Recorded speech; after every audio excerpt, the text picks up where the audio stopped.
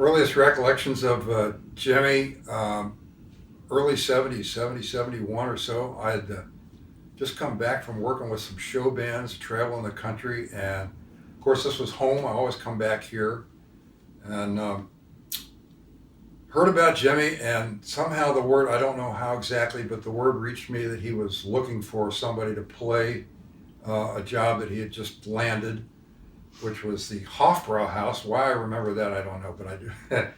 And club right across the river in Kentucky. And we talked, and I said, "Well, I'm available. I'd love to try it." And of course, I was a little intimidated. I remember that I'd heard about Jimmy from some other people, and so jump in and do it. Why not? And it was the first really playing band that I'd been part of, and especially in that format, like organ, horn, and drums. Um, no place to hide really there. So uh, jumped right in, and it was quite an experience right from the get go.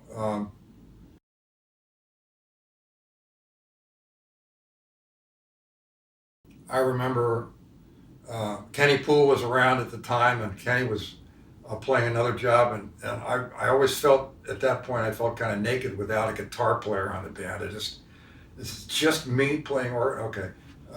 So Kenny would come out after his gig and would sit in, and that felt like I would save my life. But that of course that gig ended not didn't run all that long, and that turned into other little clubs in town. And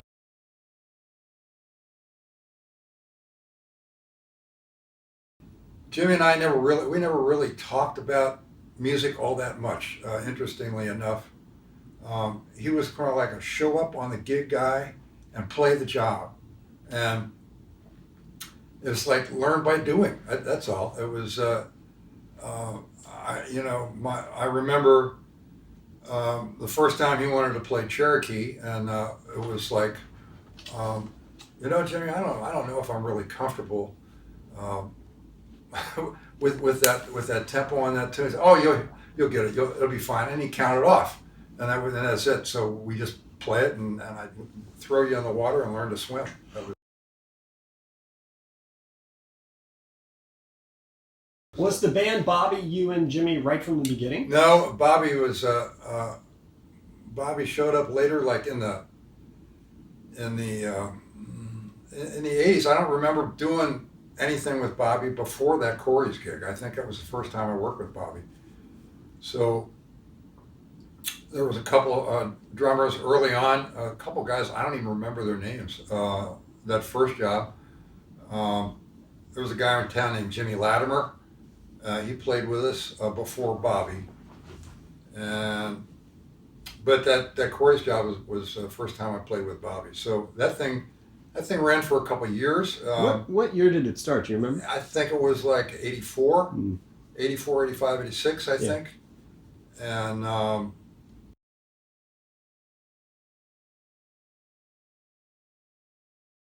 that was just like the most fun you could have. It was just, I had no idea that, that was going to be the best from then on. Um, it was, if anybody remembers that room, it was a tiny little room.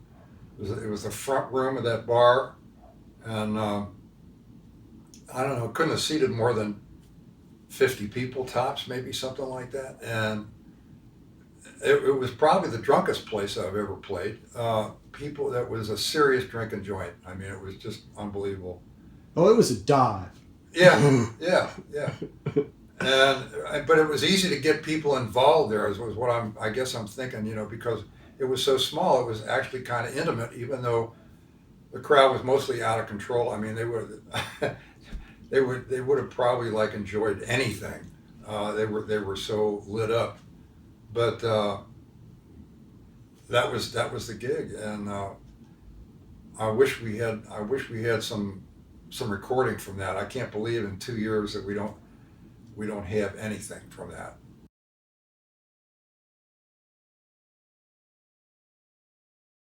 So let's talk about the Corey's thing. You say that. Let me throw out a word there. Like, talk about maybe some sort of connection between the people who came to Corey's and the band. Was it a lot of the same people coming to see you as you were? We got some regulars there, absolutely. I know when NOP was still active, of course, WNOP, and we had some of the guys like Val Coleman and Bob Nave and people like that would show up on a semi-regular basis.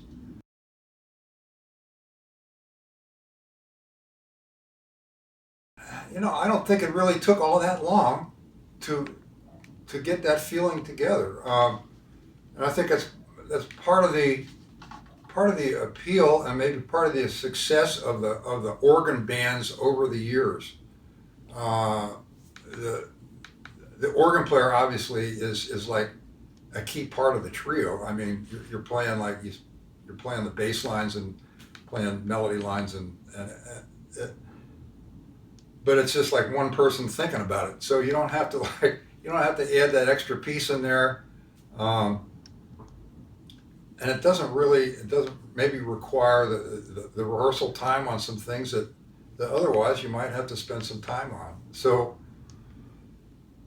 I don't know. It's sort of like you get what you get is what you get. If one guy in a trio is not the right guy, that's not good.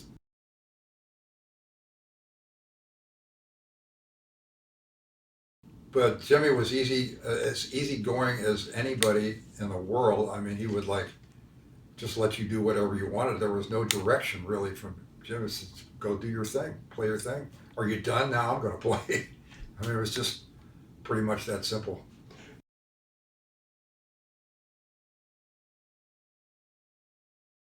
Bobby was um, the first drummer like that I had ever worked with. I mean, he was very dominant, very on top to the point where I'd have to like hold him back a little bit, and I think that worked pretty well between us because I think he played off of me well, and um, together I think we held it together good. But he was definitely um, in your face kind of a player, uh, and just swinging like crazy. I mean, he just had that feeling that you look for.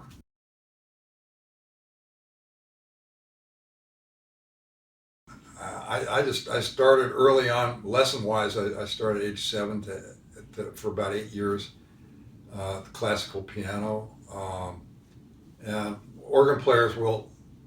There are organ players that were piano players, and you can kind of tell. Um, there are also organ players that were just organ players. Started just never played anything else.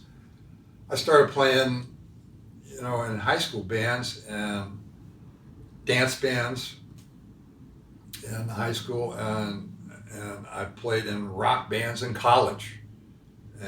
But I had this underlying kind of standard material sort of piano trio thing in my head that I really loved. And of the day, that was like Oscar Peterson and Bill Evans and all those great superstars. And those are the bands those are the kind of records I listened to. But we were playing rock and roll just to work. So um, I got started playing organ in those bands in college. And that's where that started. And after coming back from the Army, got picked up the Hammond B3, which of course is the organ to have, and um, went on the road doing that because those kind of bands were working back then. 6 nights a week, traveling the country doing Holiday Inns and Vegas and Reno and Tahoe and those kind of places. So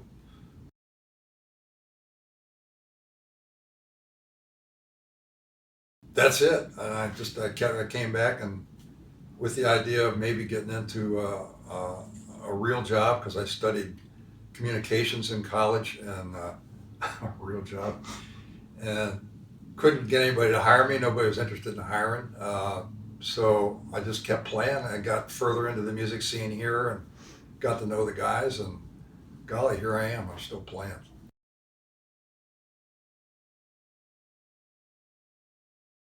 Tell me about that record, if you don't mind. Well, of course, it was never intended to be a record. It never set out that way. Like a lot of impromptu recordings, tape cassette recordings, and that's what it was originally. Done on a recording Walkman, which was sort of like a pretty good vehicle of the day. Like I told you before, I put it away. I put it on a shelf and didn't listen to it for years. Got it out, and I thought it was, Jimmy played really well on it, and I thought I did okay, and I thought it ought to be out there, So Yeah, I think it should. Yeah. I think it's gonna be. Sure. Now, my question to you is as I'm looking at the list of tunes here, these are all very, very well-known standards. You have some insights for me on what Jimmy's repertoire was and what the meaning of repertoire was for him? Well, wow. Let's see. He was known to have like a kind of a block of favorite tunes that he liked, and some of those on this album are not really ones that we played a lot. But on the job, we would very often play like a lot of the same tunes. But I realized after a while that he knew a lot. He knew a lot of tunes, a lot more tunes that he played. But he focused on those. He loved those tunes. So.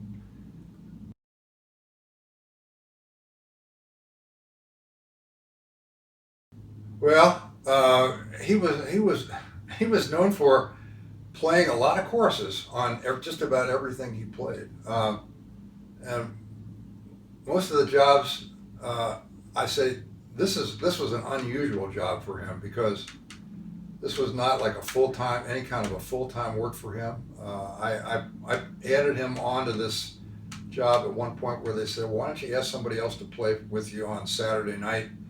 Once in a while, and I said, okay, well, I used Jimmy, and I had Kenny on one of them, and maybe one or two other guys, but this was more of a commercial situation as opposed to like a real jazz playing, like open up, kind of let it out. So I think that's why you see these tunes on here. Otherwise, there would be more blues. Like in the spirit of Corey's, Sure. There would be definitely like two or three more wide open, like blues and B flat sort of tunes, or rhythm change tunes, or vehicles that that he could really like open up on it, just endlessly play on.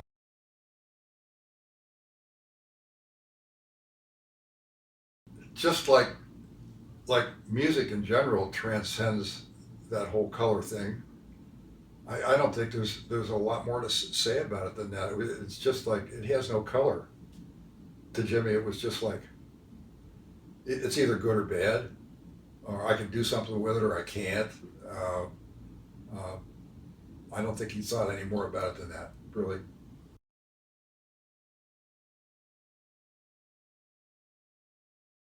I think it was pretty much just another gig. I mean, it was a time when the Hyatt was doing that ongoing series. They had, I forget how often they did it. Was every week there for a while, or I don't even remember what day of the week it was. But it's just a different place to play. Yeah. It was just another. I mean, it was kind of special because it was being recorded and it was being broadcast, and it had a little more of an edge to it, Right. in that respect. But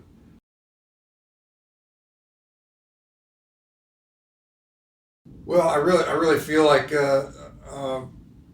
since, like I said, it was with him that was like he was like the first really like playing situation that I was thrown into. Everything before that was a little more on the commercial side, and um, it wasn't just like where you could just like play whatever you wanted to as long as you wanted to play. Um, so in that respect, it was real important. I mean, it was the beginning. It was largely the beginning of my, I guess you would say, serious playing. Um, so yeah, I've got him to thank for that. Do you ever have moments that sort of floods into your head and you're like, oh, I remember when we did that, and it continues to fuel what you're doing now? That may be the same question. I'm sorry. Uh, I don't really, I don't really think about that. I feel like my playing has gone in a kind of in a different direction since then, which is only natural, I suppose. Mm-hmm. The organ thing in general has a lot of preconceived notions about it. Though, with people, they expect certain things from an organ band. I think people want to hear things that they know, that they've heard in the past. They want to hear, like, they want to hear Jimmy Smith playing Midnight Special, or they want to hear him playing back at the Chicken Shack. Right. It has that, you know, and all of that is obviously is great. I've got all those records right there. They're right here. You know, eventually, I mean, you either move past that or you don't. Yeah.